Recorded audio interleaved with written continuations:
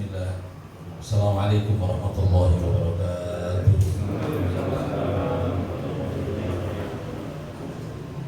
Alhamdulillahilladzi at'amana bi ni'amil Islam wal ihsan. Asyhadu an la ilaha illallah wahdahu la syarika lahu wa asyhadu anna Muhammadan abduhu wa rasuluhu la nabiyya ba'da. Allahumma salli wa sallim wa barik ala sayyidina Muhammadin wa ala alihi wa sahbihi wa sallim ajma'in. Amma ba'd. Saudara sekalian, hadirin jamaah salat Isya yang berbahagia. Alhamdulillah, mari kita senantiasa dirinya sebagai Allah, mengucapkan syukur alhamdulillah atas limpahan karunia nikmat anugerahnya, sehingga pada kesempatan yang berbahagia kali ini kita bisa menjalankan sunnah sholat Isya berjamaah, dan kita lanjutkan dengan ngaji untuk menambah iman dan takwa kita kepadanya.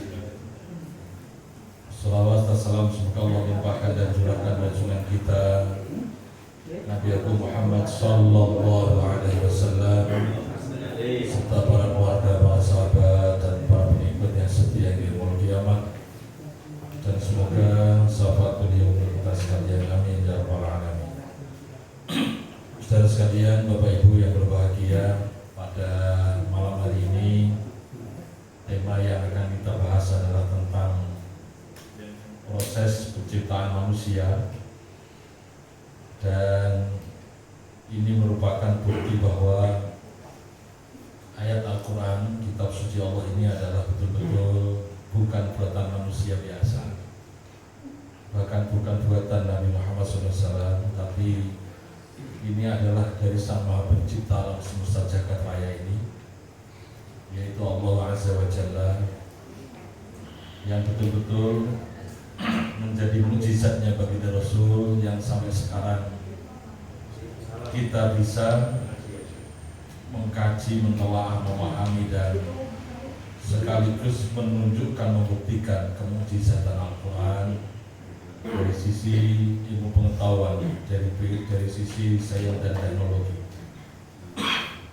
Sehingga saudara-saudara rahimakumullah, yang namanya proses kejadian manusia ini pun Allah jelaskan secara detail, yaitu di dalam surat Al-Mu'minun ayat 12 ya, sampai ayat 14, dilanjut dengan ayat yang ke-16 ya. Bahkan ini ada buku yang dari Pak Ewan ini, saya kira kalau membaca lebih mantap lagi. Ini ensiklopedia mukjizat Al-Quran dan hadis proses kejadian manusia. Wah, ini kalau saya membaca lumayan mantap ini saya jelaskannya, tapi tidak semuanya paham karena ini adalah dalam dunia medis ya, dalam dunia biologi gitu kan. Tapi kalau saya tidak sampai detail, makanya pembahasan ini nanti terutama adalah pembahasan tentang proses kejadian manusia. Saya minta Bapak dan Ibu bisa memberikan tambahan keterangan, karena boleh jadi yang saya baca ini kan hanya sifatnya tekstual yang berdasarkan tafsir, yang mana ahli tafsirnya pun boleh jadi bukan orang sains ya, bukan orang teknologi, bukan orang yang memahami dari sisi kedokteran. Baik Bapak Ibu saudara sekalian rahimakumullah, Allah menjelaskan di dalam surat Al-Mu'minun ini dengan kalimat yang bunyinya a'udzubillahi minasyaitonir rajim, wa laqad khalaqnal insana min sulalatin min tin. Kalau saya terjemahkan bebas, dan sungguh khalaqna, kami ciptakan. Kalau dalam kaidah tafsir itu ada la, ada qad ya. Ada la itu artinya ya sungguh, qad itu benar-benar, jadi ada taukidnya di situ, ada penguatnya. Dan sungguh benar-benar khalaqna, kami ciptakan al-insan, manusia, yaitu min sulalatin min tin, min sulalah dari Sulalah itu artinya perasan, jadi saripati. Mintin dari tanah. Summa ja'alnahu nutfatan fi qararin makin. Kemudian ja'alnahu kami jadikan dari sulalah mintin tadi, yaitu menjadi nutfah, sel sperma dan ovum. Nutfah itu kemudian fi qararin makin, diletakkan di dalam tempat yang sangat kokoh. Qararin makin itu tempat yang sangat kokoh. Apa itu? Yaitu rahimnya sang bunda kita. Saya ulang lagi dari segi makna terjemahan tafsir mudahnya adalah walaqad khalaqna Adam min tin. Memang ini mengisahkan tentang penciptaan Nabi Adam alaihissalam dan keturunannya. Walaqad dan sungguh khalaqna kami ciptakan Adam Nabi Adam min tin dari tanah. Makhudun min jamil ard. Jadi tanah yang terambil dari semua yang ada di bumi ini. Kalau kita lihat di bumi ini begitu banyak unsur tanah dan model tanah macam-macam.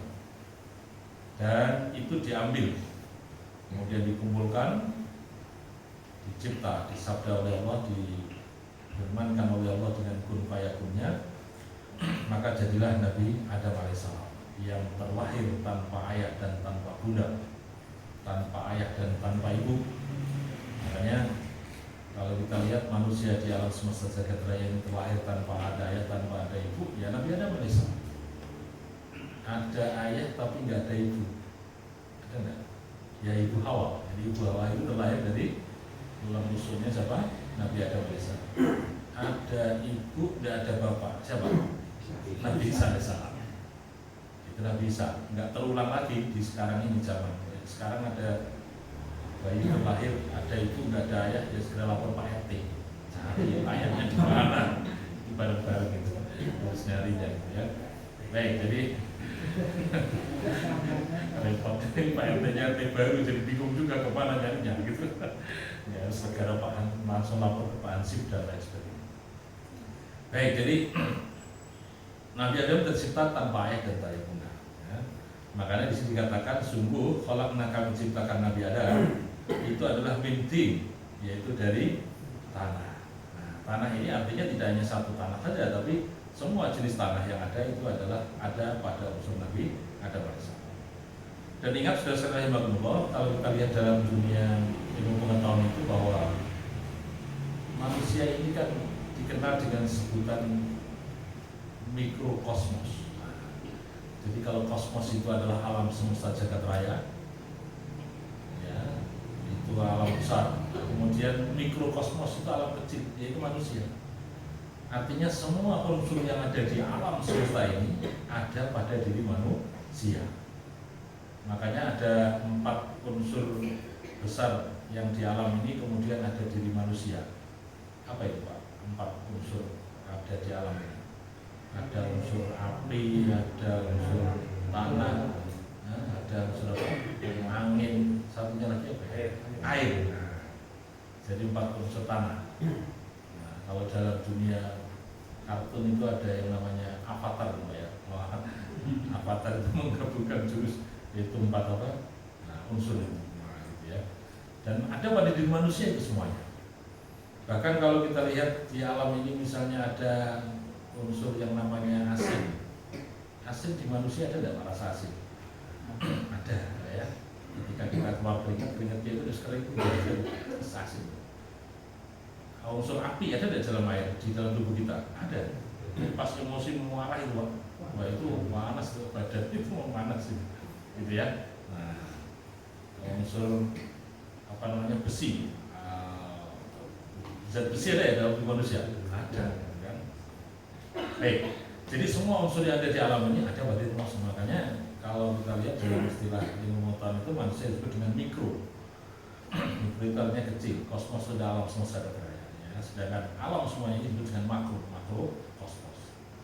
Maka karena manusia adalah manusia yang makhluk yang tersempurna di antara ciptaan Allah Taala, sehingga Bapak Ibu yang saya hormati, Nabi Adam pun alaihissalam ya, itu ditakdirkan oleh Allah untuk menjadi khalifah bil ardh, untuk menjadi pemimpin di muka bumi ini, untuk menjadi wakilnya Allah dalam rangka mengelola bumi ini. Kalau kita lihat di dalam surat Al-Baqarah ayat 30, A'udzubillahi minasyaitonir rajim. Wa idz qala rabbuka lil malaikati inni ja'ilun fil ardi khalifah. Jadi saat itu Allah Subhanahu wa taala berfirman di depan para malaikat, dan firman-Nya mengatakan inni ja'ilun fil ardi khalifah. Sesungguhnya aku akan menciptakan, yaitu yang namanya manusia untuk menjadi khalifah fil ardh. Nah, maka saat itu kan kemudian para malaikat pun bertanya, ini ja'ilun fil ardh. Apa pertanyaan malaikat? Ataj'alu fiha may yufsidu fiha wa yasfiku dima'. Ya Allah, kenapa Engkau akan menciptakan manusia? Padahal manusia itu nanti ketika dicipta akan yasfiku dima', yaitu akan menumpahkan apa? Darah. Adima itu darah. Itu malaikat tanya kepada Allah. Ingat pertanyaan malaikat karena ketidaktahuannya. Jadi seolah malaikat bisa memprediksi juga menelusuri kegiatannya ke akhirnya dari orang yang suka menumpahkan darah, suka berperang, salah sedikit terjadi perang. Walaupun sekarang baru ramai juga Pak ya, antara Rusia sama Ukraina. Ya. Jadi kalau kita lihat dalam sejarah di Indonesia pun begitu, ya, antara kerajaan satu kerajaan yang lain terjadi perang kadang-kadang ya, persoalan kecil jadi bahkan persoalan apa namanya dulu ketika Majapahit pernah bersatu atau bermasalah dengan Jawa Barat atau Pajajaran. Nah, itu kan persoalan apa itu? Persoalan cinta, ya, persoalan wanita. Ya, kemudian kerajaan besar itu bertempur perang, gitu kan? Baik, jadi artinya memang apa yang disampaikan malaikat itu terbukti manusia sekarang salah sedikit terjadi peperangan, menumpahkan darah. Kalau dalam dunia pergaulan remaja itu ibaratnya baru poyo-poyoan sedikit itu terjadi ya istilahnya gelut dan peperangan ya. Baik, jadi itu memang yasfiku dima', sifat manusia yasfiku dima', menumpahkan darah. Kemudian yang berikutnya tidak hanya yasfiku dima' saja. Ya, ataj'alu fiha may yufsidu fiha wa yasfiku dima'. Ya. Ataj'alu fiha may yufsidu fiha wa yasfiku dima'. Jadi yang kedua sifatnya adalah merusak bumi. Nah, jadi manusia itu punya sifat namanya merusak. Jadi mohon maaf, yang pertama merusak, yang kedua menumpahkan darah. Urutannya begitu ya. Merusak bumi dan yang kedua adalah menumpahkan darah. Makanya kalau kita rasakan Bapak Ibu yang saya hormati, mohon maaf kalau Bapak yang tahun 90-an sama-sama saya awal-awal sini itu 90-an dan 94. Begitu aslinya Pak Gedawang. Ketika tol belum ada, ketika perumahan ini belum ada, Pak ya, saksi sejarah usia saya umur saya masih mahasiswa saat itu. Jadi saat itu masih ada istilah LKMD, ya. Saya sama dengan itu apa? LKMD dulu ya, LKMD awal-awal berdiri. Ini belum ada perumahan ini, kemudian perumahan GP 3 belum ada, Pilatista belum ada, baru GP1, GP2 pun ada rumahnya, belum ada penghuni kecuali 3. Nah, 3 orang atau 3 rumah. Itu sejuk sekali gitu kan? Karena saat itu pepohonan masih begitu banyak dan yang namanya buah-buahan masih banyak ya, kemudian apa indah sekali. Tapi kita lihat saudara-saudara rahimakumullah, di akhir-akhir ini sekarang ya kita sudah siang hari itu sudah mulai apa panas ya, sudah. Baik, ini boleh jadi kalau tidak diseimbangkan dengan penanaman pohon yang ada, maka ini akan menjadi yang namanya betul-betul apa merusak bumi ini kan. Baik, itu sifat manusia, merusak bumi dan menumpahkan darah. Malaikat kemudian mengatakan di depan Allah Subhanahu wa taala, "Wa nahnu nusabbihu bihamdika ya Allah." Nahnu, kami ini ya Allah, itu senantiasa bertasbih, memuji Engkau ya Allah, mensucikan Engkau ya Allah. Ya, bukan berarti kemudian malaikat protes ya, kok enggak saya aja yang dijadikan apa? Khalifah, bukan begitu. Tapi ini memang skenario Allah Subhanahu wa taala dalam ayat ini membuktikan bahwa malaikat nggak ngerti maksud tujuannya kenapa Allah menciptakan Nabi Adam alaihissalam. Maka Allah berfirman di depan para malaikat, inni a'lamu ma la ta'lamun. Aku ini lebih ngerti terhadap apa yang kamu tidak ngerti, wahai para malaikat. Nah, ya, jadi kemahabesaran Allah dengan kemuliaannya di depan para malaikat mengatakan inni a'lamu ma la ta'lamun. Aku lebih ngerti tinimbang awakmu, wahai para malaikat. Bapak Ibu Saudara sekalian rahimakumullah. Sehingga tugasnya Nabi Adam ya itu adalah menjadi khalifah, memakmurkan bumi. Makanya kalau kita cerita tentang Nabi Adam itu begitu panjangnya itu, dan kita lihat dalam tafsir Ibnu Katsir itu ceritanya subhanallah. Kalau mungkin saya sebagai mukadimah nggak apa saya ceritakannya, bahwa memang sebelum Adam dicipta itu bumi diisi oleh sekelompok Bani Jan, keturunan daripada jin. Jadi jin itu sudah diamanai untuk mengelola bumi ini sebenarnya. Tapi akhirnya pun tadi itu punya sifat merusak bumi ya, dan suka menumpahkan darah tadi. Sebenarnya itu digolongkan ternyata sifat manusia pun sama seperti itu gitu kan. Maka terjadilah proses pengusiran kan, pengusiran daripada para jin-jin yang ada itu karena membuat onar di bumi ini ya, akan digantikan sosok makhluk yang namanya Nabi Adam alaihissalam. Ketika proses pengusiran ya, pengusiran daripada jin-jin tadi itu, Banul Jan, keturunan jin tadi ya, maka yang mimpin saat itu Pak, itu Azazil, yaitu iblis. Nah, jadi iblis masih taat saat itu. Jadi iblis mulai bangkang itu mulai setelah apa? Adam dicipta. Sebelumnya itu termasuk Banul Jan, keturunan jin yang memang taat pada Allah Subhanahu wa taala.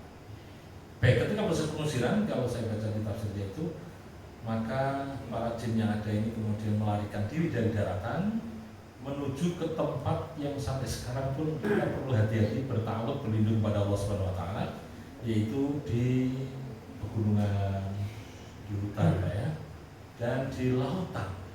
Nah, tempat inilah memang larinya mereka dari pengusiran di daratan ini menuju ke hutan sama di lautan.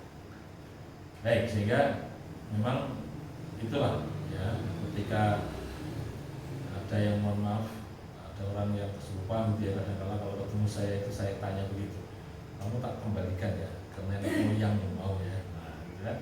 Ternyata setelah diislamkan mau manut itu, nah, baru kita antarkan untuk menuju ke lokasi nenek moyang mereka yang paling banyak itu di lautan dan di pepohonan, biasanya di hutan-hutan.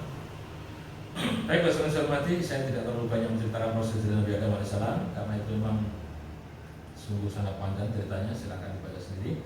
Tapi yang jelas kita coba lihat bagaimana proses kejadian manusia biasa seperti diri kita. Ya, makanya dalam surat Al-Mu'minun ini sangat detail sekali tentang bagaimana ya Allah menciptakan manusia secara alamiah. Kalau proses Nabi Adam alaihissalam ini kan memang takdir Allah dengan kun fayakunnya. Kemudian jadilah Nabi Adam alaihissalam. Proses kejadian Nabi Isa pun juga dengan upayanya, Ibu Hawa pun begitu. Ya, artinya adalah di luar kebiasaan manusia seperti diri kita. Nah, di surat Al-Mu'minun ini adalah menceritakan tentang ciptaan manusia dengan proses yang sangat alamiah, yang sesuai dengan proses ilmiah juga zaman sekarang. Baik, hadirin rahimakumullah. Kemudian ayatnya mengatakan bahwa walaqad khalaqnal insana min sulalatin min tin. Sungguh kami ciptakan ini manusia adalah dari saripati tanah. Kenapa manusia dikatakan saripati tanah? Berasalnya, mari kita lihat saudara sekalian rahimakumullah. Yang namanya manusia terlahir di muka bumi ini tadi saya katakan adalah karena ada ayah dan ibu kita. Dan ingat, ayah ibu kita ini ternyata semuanya yang dikonsumsi itu adalah berasal dari saripati tanah. Ketika makan nasi dari padi pun tumbuhnya di tanah dan otomatis mengambil saripati tanah. Ketika makan buah-buahan yang ada pun hidupnya di tanah dan mengambil saripati tanah. Ya. Ketika minum air pun, ketika ambil air sumur misalnya, itu pun juga berasal dari tanah. Jadi semua yang dikonsumsi oleh bapak dan ibu itu adalah dari saripati tanah. Sulalatin min tin, dari saripati tanah. Baik, ini sangat ilmiah sekali. Kemudian summa ja'alnahu nutfatan fi qararin makin. Ya, summa ja'alnahu, kemudian kami jadikan yang namanya sulalah min tin tadi, yaitu kami jadikan nutfah. Ya, nutfah di laki-laki bahwa apa namanya sperma, nutfah di perempuan namanya apa? Ovum, ya, sel telur. Nah, begitu. Nah, kemudian dipertemukan yang namanya nutfah laki dan nutfah perempuan tadi fi qararin makin, yaitu di tempat yang sangat kokoh. Ya, makanya tadi ayat yang saya baca pertama itu surat At-Taur gitu, bahwa Allah ciptakan manusia itu, ada kalimat tadi begini yang saya baca, fal yanzuril insanu mimma khuliq, dan hendaklah memperhatikan fal yanzuril insan mimma khuliq, dari mana itu manusia diciptakan. Ya, fal yanzuril insanu mimma khuliq, khuliqa mimma'in dafiq, khuliqa mimma'in dafiq, yaitu manusia diciptakan adalah mimma'in, dari air, ya, dafiq itu yang memancar, ya, yaitu sel sperma dan ovum tadi. Jadi dari air yang memancar, kan? Baik, ya. Dari mana? Yakhruju min bainis sulbi, yakhruju min bainis sulbi wat taraib. Ya, yang keluar dari tulang sulbi wat taraib, dan tulang iga, apa itu terjemahnya? Nah, itu nanti mau ilmiahnya silakan yang jelaskan yang ahlinya di bidang itu. Ya, itu yang namanya proses jadi manusia. Ya, baik, Bapak mati. Jadi saya katakan nutfah tadi diletakkan oleh Allah Subhanahu wa taala dalam rahim. Qararin makin itu adalah rahim. Rahim itu oleh Allah katakan dalam ayat ini adalah tempat yang sangat kokoh, yang sangat kuat. Coba Pak, kita perhatikan orang ibu-ibu kita ini kalau pas hamil, ya, itu kan subhanallah luar biasa ya. Kesana kemari selalu dibawa, kan nggak bakalan diistirahatkan kemudian diletakkan, aku mau tidur, kamu taruh sebelah saya, nggak bisa. Di sana kemari selalu dibawa ya. Dan tempatnya yang dulunya awalnya kecil dia dibesar. Nah, itu yang disebut dengan qararin makin tadi, tempat yang sangat kokoh, yang sangat kuat. Ya, yang sangat kokoh dan sangat kuat. Baik, nah kemudian hadirin rahimakumullah, proses kejadian manusia ini betul-betul detail dijelaskan. Kalau kita lihat dulu dalam pelajaran biologi itu kan pertemuan sel sperma kemudian jadi ovum, ya, yang aslinya adalah berjuta-juta sel, ya, itu yang sampai ke telur, sel telur itu berapa? Hanya satu itu. Makanya kita ini menjadi orang yang sangat berfastabiqul khairat, yaitu orang yang biasa selalu berlomba-lomba dalam kemenangan. Kita ini adalah orang yang memang menuju kepada kemenangan, karena saat awal diciptakan aja yang juta-juta sel tadi itu hanya satu yang sampai kepada sel telur, dan itulah jadilah diri kita, gitu ya. Nah, hadirin rahimakumullah, ayat berikutnya mengatakan tsumma khalaqnan nutfah 'alaqatan. Nah, kemudian kami jadikan nutfah tadi menjadi alaqah. Kalau saya teringat dulu ada istilah namanya zigot, Pak, ya. Apa? Betul zigot ya? Nanti tolong dikoreksi ya, Pak. Nanti Bu Titin. Jadi artinya zigot itu adalah ini, setahu saya dulu ya, setelah pertemuan antara sel sperma dan ovum itu kan, kemudian jadilah zigot, calon bayi, calon janin. Suatu ketika saya sempat ngobrol sama dokter kandungan itu. Saat itu saya tanya, itu dokter itu ada ibu-ibu suka muntah-muntah terus itu gimana ya? Kebetulan saya saat itu di rumah sakit menemui istri yang seperti itu ya. Nah, ini kalau istilah Jawa jenis apa itu kan?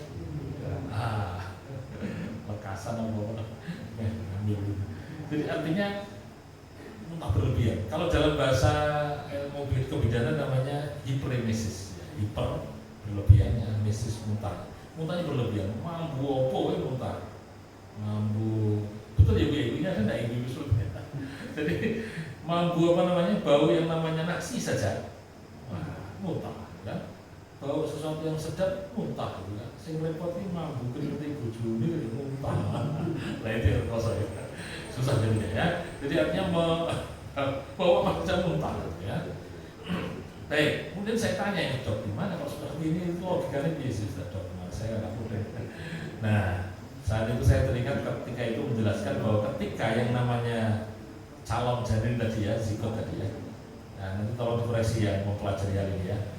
Jadi saat itu kan mencari dinding rahim ya, ketika minggu-minggu pertama ya, mencari dinding rahim mana yang kuat dan yang kokoh tadi. Walaupun sudah di dalam fikoroni makin rahim itu kokoh gitu, tapi ternyata zigot tadi itu kan mencari dinding rahim yang apa? Yang kuat, yang kokoh.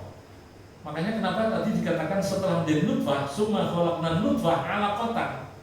Setelah menjadi nutfah maka menjadi alaqah, segumpal darah kalau dalam bahasa Indonesia ini. Padahal secara bahasa Arab kalau saya lihat alaqah itu adalah sesuatu yang menggantung.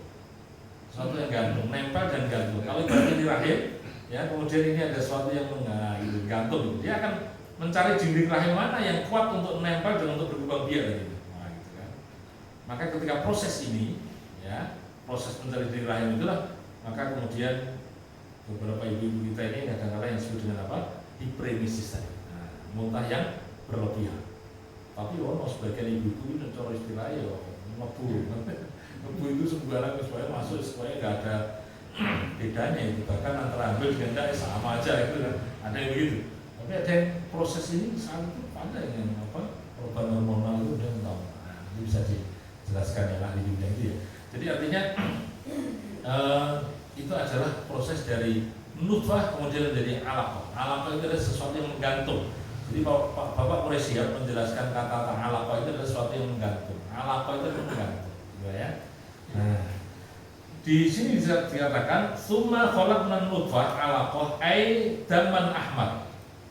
Jadi yang dimaksud dengan alaqah, kalau terjemahan bahasa Indonesia disebut dengan segumpal darah tadi, itu adalah daman ahmar. Jadi ada dagingnya ahmar yang warnanya merah. Kemudian fa khalaqnal alaqah ba'da arba'ina yauman mudghah. Ya, setelah 40 hari kami cipta, kami jadikan alaqah tadi ba'da arba'ina yauman menjadi mudghah, segumpal daging.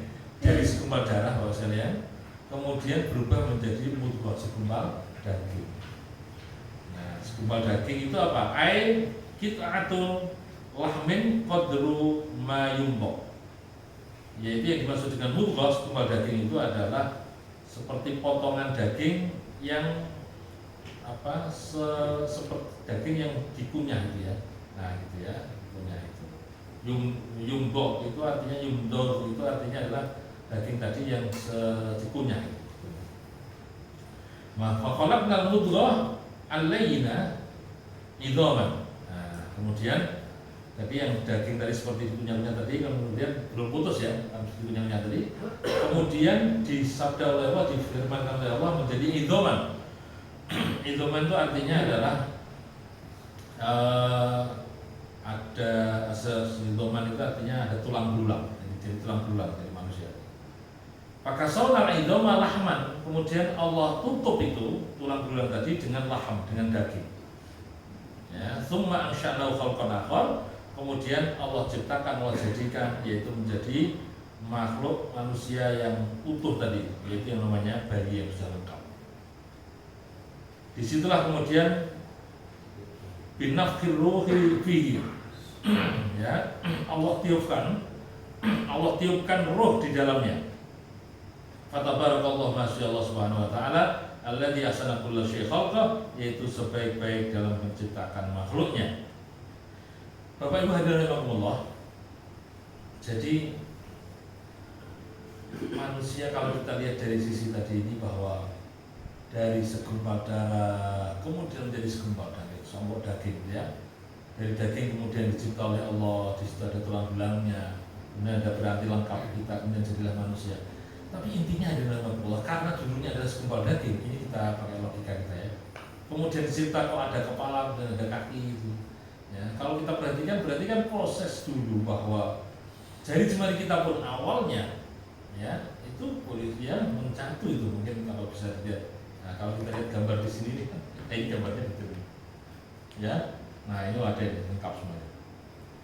Jadi artinya daging kemudian ya, kemudian tercipta kemudian jadi kepala ya, kemudian jadi tangan. Kita lihat dulu sebenarnya tangan kita ini kan menyatu dengan tubuh kita. Ya, Boleh jadi kaki itu juga menyatu dengan kaki yang lain, gitu ya. Tapi kemudian di kun fayakunnya Allah, gitu kan, dengan proses alamnya. Nah, silakan monggo nanti dijelaskan itu ya yang pahamnya. Itu kemudian sel-sel itu membunuh diri, mematikan diri atas izin Allah kan. Makanya ada satu malaikat yang menjaga itu proses dari manusia. Jadi dari semari kita menyatu begini, kemudian dimatikan oleh Allah, jadilah kelingking ya, jadi manis, jadi tengah, jadi telunjuk, jempol, jadilah dari semua. Ya, ini juga begitu kan. Nah, ini proses alamnya. Kemudian Allah takdirkan ya tangan kita yang dulu menyatu dengan tubuh, kemudian jadilah ini sel-sel yang sudah mematikan diri, sama kaki semuanya dibentuk oleh Allah. Allah adalah zat yang al-musawwir, zat yang maha membentuk rupa makhluknya. Makanya kita harusnya tambah bersyukur pada Allah Subhanahu Wa Taala ketika proses kejadian manusia kita ini dalam kandungan seperti itu, Pak. 40 hari, memang prosesnya 40 hari itu ya, kemudian sampai seperti manusia bayi yang utuh. Hadirin rahimakumullah, maka di sini tutup dengan kata-kata fatabarakallahu ahsanul khaliqin. Masya Allah Subhanahu Wa Taala, yang mana Allah adalah maha bagus dalam menciptakan makhluknya. Kalau kita terlihat kembali lagi kepada proses Nabi Adam alaihissalam. Jadi Nabi Adam itu setelah dicipta, saat itu kan Allah perintahkan kepada para malaikat, ya, malaikat tertentu ya, malaikat Israel, kemudian Mikail ya. Kemudian untuk mengambil unsur tanah, ya, unsur tanah yang dari bumi ini, kemudian ketika sudah ngumpul disabda oleh Allah dengan mengatakan kun fayakun tadi, wujud Nabi Adam sudah lahir, sudah ada. Tapi belum ada rohnya, Maka kalau kita lihat dalam surat Shad ayat 72, Allah berfirman di situ, fa idza sawaituhu, maka setelah ya aku sempurnakan itu Adam, fa nafakhtu fihi min ruhi, ya kemudian aku hembuskan yaitu ruhku di dalam, kan? Ruhnya Allah, artinya Allah hembuskan itu yang namanya ruh kepada Nabi Adam alaihi salam. Ya, maka kemudian faqamu lahu sajidin, maka mereka pun ya, para malaikat ini kemudian tunduk sujud ya kepada Nabi Adam alaihi salam. Tunduk patuh ini artinya adanya hormat kepada Nabi Adam alaihi salam. Kecuali ilah siapa? Iblis. Ya. Iblis itu enggak mau tunduk, enggak mau sujud kepada Nabi Adam alaihi salam. Makanya tadi saya katakan ketika Adam dicipta berbentuk manusia utuh tapi belum ada nyawanya, itu iblis itu kan sejenis jin ya. Nah sehingga dia ini kan makhluk halus ya, bisa masuk di dalam tubuhnya Adam dan berkata itu. Kalau saya lihat tafsirnya di Ibnu Katsir itu, yaitu dengan mengatakan kalau seandainya aku diberi kekuatan sekarang wahai Adam, kamunya akan saya hancurkan sekarang, gitu kan? Tapi kan tidak begitu karena Allah berkehendak lain. Ya, nanti di situ ada rohnya dan jadilah yang namanya Adam yang sempurna. Maka di ayat yang lain tadi di surat Shad ayat 72, fa idza sawaituhu, kemudian setelah aku menyempurnakan itu penciptaan Nabi Adam itu, maka fanafakhtu fihi, aku hembuskan ya di dalam diri Nabi Adam yaitu ruh ya, kekuasaan Allah Subhanahu Wa Taala. Dan ruh itu rahasia sampai sekarang Pak, gak ada yang tahu. Pakai ilmu teknologi mana pun itu gak ngerti di mana keberadaan ruh, dan apa itu rahasia ruh gak ngerti. Allah sudah mengatakan dalam firman-Nya surat Al-Isra, yaitu a'udzubillahi minasyaitonir rajim wa ma utitum minal ilmi illa qalila. Sebelumnya adalah yasaluna kanir ruh. Mereka bertanya kepada engkau ya Muhammad tentang ruh. Ya, mereka bertanya tentang ruh, maka katakanlah ar-ruh min amri rabbi, ruh itu adalah urusan Tuhanku. Wa ma utitum minal ilmi illa qalila. Tidaklah aku berikan kepada kalian ya, kecuali adalah ilmu hanya sedikit saja. Sampai sekarang jadi rahasia itu ruh itu. Kayak enggak bisa diteliti. Ya, hadirin rahimakumullah, itu semuanya kepada Allah Subhanahu Wa Taala. Nah, kemudian setelah menjadi manusia sempurna, ya terlahirlah kira-kira umurnya 9 sampai berapa? 10 bulan ya terlahir. Tapi ada juga Pak, lahirnya itu sampai umur 12 bulan baru lahir. Wah, dulu saya lihat pendiri pesantren Hidayatullah Al-Quran itu yang di pusat Balikpapan. Itu pendirinya adalah Ustaz Kiai Abdul Said. Alhamdulillah Said. Nah, jadi kalau saya lihat biografinya itu, beliau lahir pas kemerdekaan Republik Indonesia 17 Agustus 1945 dan di dalam kandungan sampai 12 bulan karena zaman dulu kan nggak ada istilah operasi apa? Sesar, belum maksudnya, belum muda ya.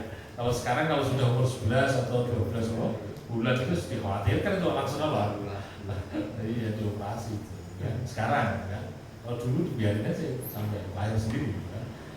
Baik, Bapak Mati, jadi kurun waktu antara 9, 10 atau 11 bulan tadi itu maka terlahir jadi manusia, ya, wujud manusia yang ada.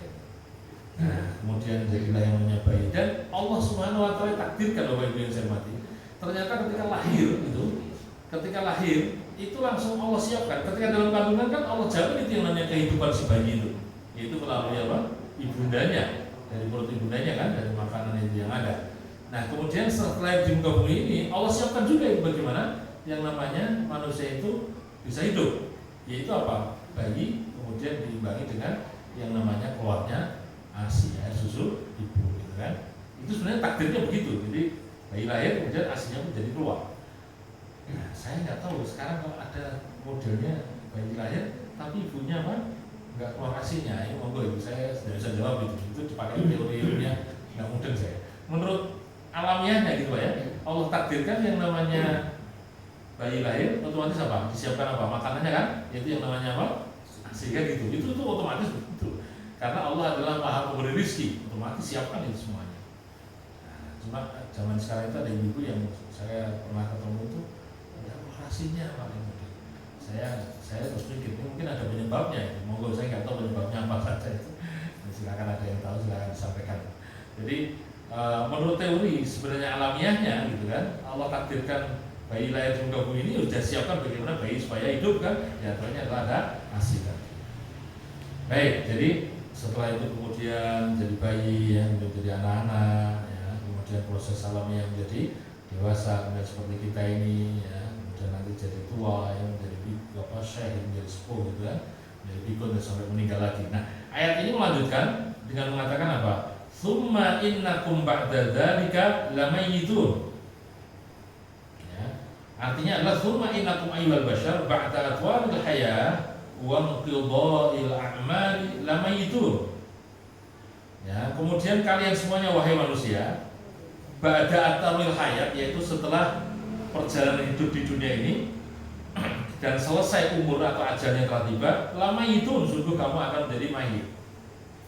Baik Bapak Ibu saya hormati, saya coba ingin cerita kepada ayat yang mendukungnya ketika kita ini masih menjadi masih di alam ruh. Nanti silakan dibuka, yaitu surat Al-A'raf ayat 172. Begini Pak. Jadi Allah itu berfirman di dalam surat Al-A'raf 172. Saat itu Allah berfirman di depan para ruh Pak. Jadi ruh kita itu sudah kumpul di alam roh sana. Kemudian Allah berfirman di depan mereka itu dengan mengatakan alastu birabbikum. Ya, ayatnya panjang itu. Wa idz aqada rabbuka min bani adama min dhuhurihim dzurriyyatahum wa asyhadum ala anfusihim alastu birabbikum. Gitu kan? Jadi Allah berfirman saat itu ketika di alam ruh dengan mengatakan wahai ruh, alastu birabbikum, bukankah aku ini adalah Tuhanmu katanya. Dan dulu kita Pak, ya, itu mengatakan apa? Qalu bala syahidna. Ya, mereka mengatakan para roh juga mengatakan, ya saya mengakui, meyakini bahwa Engkau adalah Tuhan saya. Saya menyaksikan Engkau adalah Tuhan saya, ya Allah. Dulu Pak di alam roh seperti itu. Makanya kenapa setiap manusia kata Rasulullah terlahir dalam keadaan suci itu artinya apa? Yaitu mengakui Allah sebagai Tuhannya Pak. Semua manusia, walaupun dia adalah seorang komunis, seorang ateis misalnya, tetap mengakui ada namanya apa? Tuhan tadi, ya, Allah sebagai Tuhannya. Karena di alam roh itu sudah dikatakan begitu. Ya, walaupun Nabi kemudian menguatkan lagi dengan sabdanya, kullu mauludin yuladu alal fitrah. Setiap yang terlahir di muka bumi ini adalah dalam keadaan fitrah, dalam keadaan suci. Ya, fa'abawahu yuhawidanihi al-nasirani al-majisani. Maka kedua orang tuanya, lingkungannya lah yang menjadikan si anak itu entah itu menjadi Yahudi, Nasrani atau menjadi Majusi, ya. Tapi aslinya fitrah, fitrah di sini artinya apa? Suci. Artinya apa? Berketuhanan yang maha esa dalam kitab bernegara, ya. Yaitu mengakui Allah sebagai Tuhannya, sebenarnya begitu. Baik. Jadi saat itu di alam roh Allah berfirman, alastu birabbikum, para roh, bukankah aku ini Tuhanmu? Maka kemudian kita mengatakan qalu bala syahidna ya Allah benar, aku menyaksikan engkau adalah Tuhan saya. Gitu kan ya. Nah, tapi jenis alam roh ya wajib selalu pas sampai saya juga ya. Saat kita masih bayi, masih usia di bawah 3 tahun itu nggak ngerti, nggak kelingan kita. Ya, tapi kalau sudah TK ya usia 5, usia 6 itu kelingan, masih ingat dengan ketika usia TK itu masih ingat itu. Saya ada masih bayangan ketika masih TK itu saya ingat, kelas 1 SD kayak apa itu masih ingat itu ya. Walaupun tidak semuanya. Tapi itu hikmahnya kenapa kita lupa, Pak? Kalau saya hormati, wong lali itu ada manfaatnya. Maksudnya sifat lali lupa. Terutama adalah dipakai yang tepat. Yang pertama adalah nanti pas lu lali, pas kayak waktu bayar utang lali ojo gitu kan. Tapi yang dimaksud lupa manfaatnya itu adalah alhamdulillah Pak, zaman dirian kita itu lali Pak. Sehingga kita itu nggak malu kalingan zaman dia. Zaman dia kadang orang kelamben itu apa? Lari sana kemari ya Pak, nggak pakai baju kita sana kemari itu nggak malu kita. Dan kita nggak ingat itu. Nah itu lupa yang bermanfaat itu. Nah yang kedua Pak, tolong manfaatkan lupa, ini yang dibolehkan ya. Tolong manfaatkan betul sifat lupa itu ketika ada orang yang menyakiti kita, mendolimi kita itu segera apa? Dilupakan. Nah itu manfaat lupa yang kedua itu maksud saya, mari kita praktekkan itu. Kalau kita disakiti orang, kalau kita ini kemudian didolimi orang, ya, kalau kita ini dimarahi orang gitu ya, segera apa? Lupakan, jangan kemudian sampai di dalam hati sakitnya tuh di sini lah, kelingan terus. Wah saya yakin gak barbar itu. Mesti apa? Emosi jengkel dan marah gitu loh. Ya, itu manfaat lupa. Jadi kita lupakan saja. Ya, jadi ternyata lupa itu manfaatnya ada. Betul, ya. Baik. Kalau saya hormati, jadi perjalanan hidup manusia seperti itu, ya. Ya, kemudian tadi saya katakan mau alam roh, mau alam ketika masih kecil saja kita lupa, gitu ya. Tapi hari ini kita kepingin. Setelah kita ini adalah bertauhid sejak awal, berketuhanan yang Maha Esa sejak awal gitu ya, maka kemudian kita cari lingkungan di tempat seperti kita ini ya, di sekitar masjid mushola Anur kita ini, di perumahan yang seperti ini misalnya, cari tempat yang kondusif ya, yang sangat tumbuh bagus berkembangnya keimanan kita gitu kan.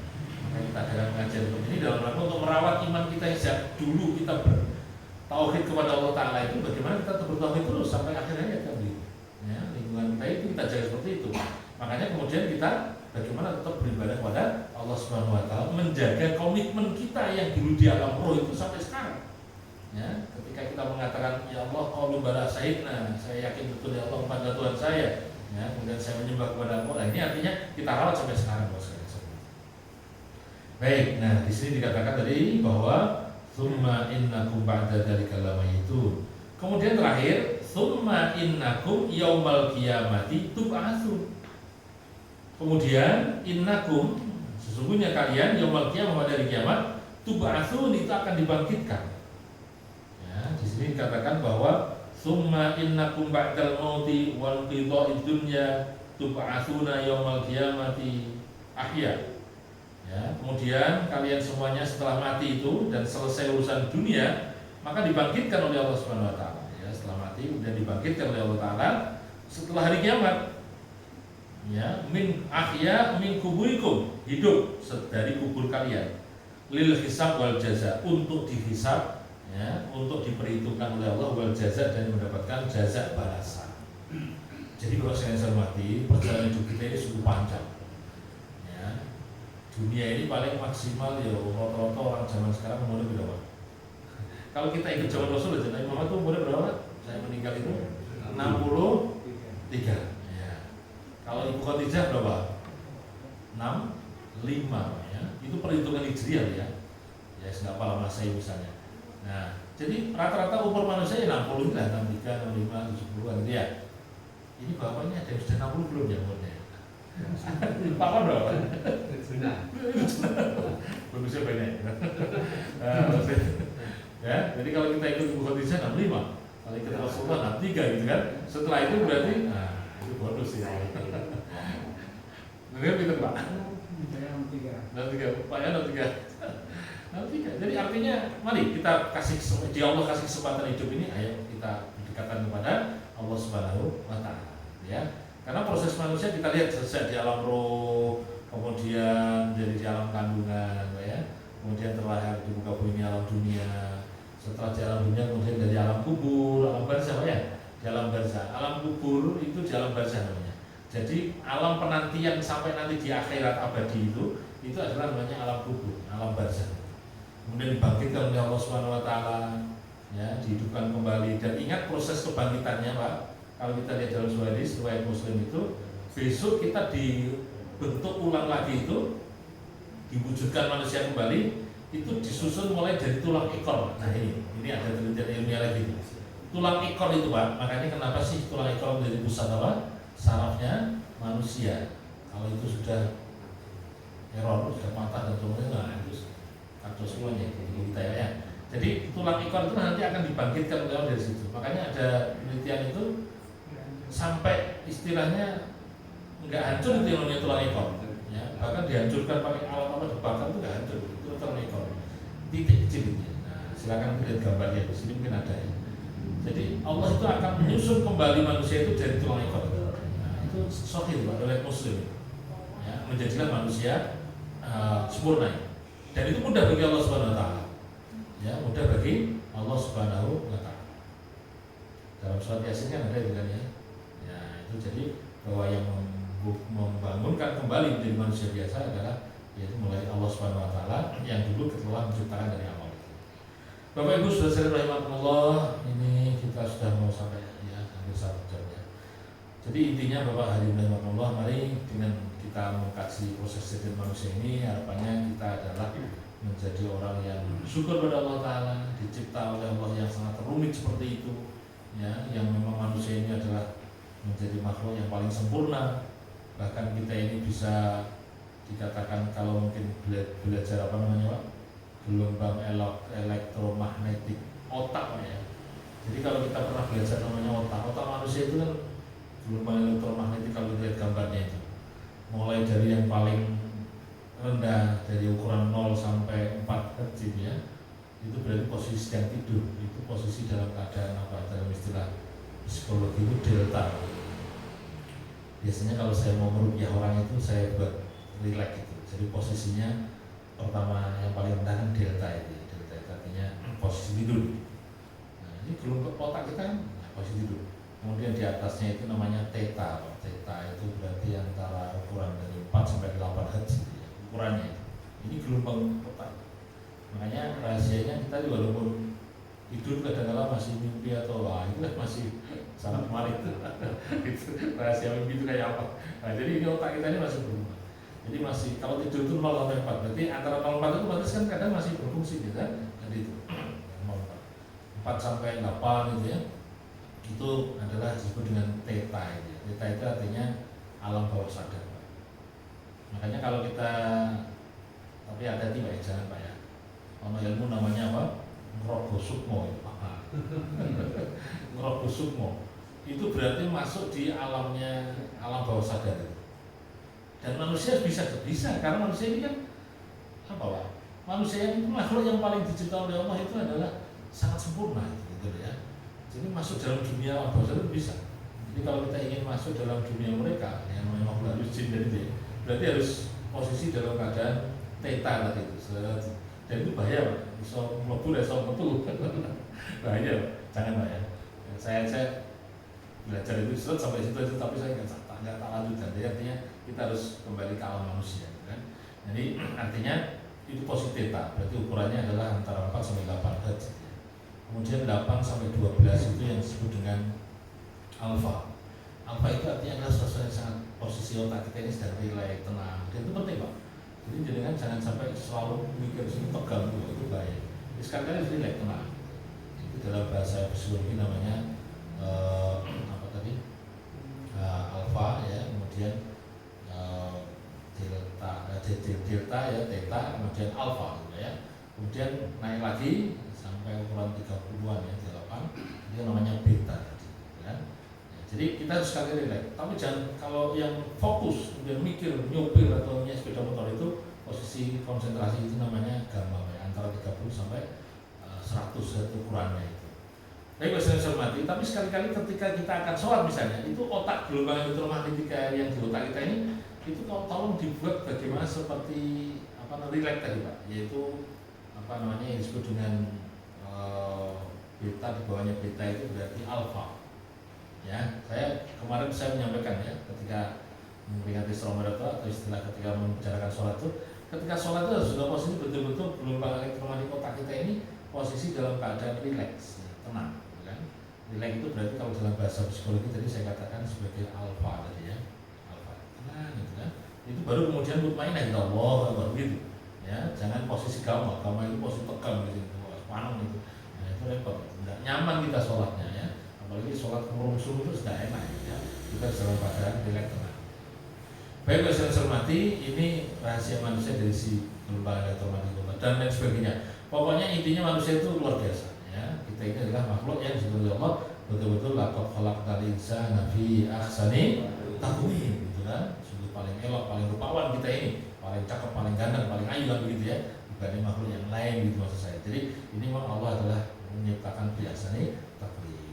Baik, saya hormati, saya kira ini sebagai pengantar diskusi kita pada malam hari ini. Saya katakan diskusi itu mohon ada penambahan ya materi atau penambahan diskusi saya pada malam hari ini. Semoga kita ini tambah ilmu, dikayakan dengan keilmuan ya, apalagi ini seperti ada penelitian seperti ini gitu ya. Baik, nanti saya kira dari saya cukup sekian. Mungkin kalau ada tambahan dari Pak Yon mungkin atau dari Ibu, ada enggak Ibu? Ada. Ini yang biasa kesehatan ngomong. Ibu bisa menyampaikan tambahan ini, saya bisa menjelaskan lebih detailnya secara ilmiahnya, terutama isi buku ini. Kalau saya kan enggak apa-apa, terima kasih ya. Saya tidak bisa sampai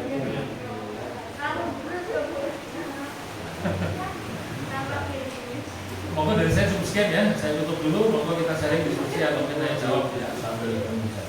Terima kasih, alhamdulillah. Assalamualaikum warahmatullahi wabarakatuh.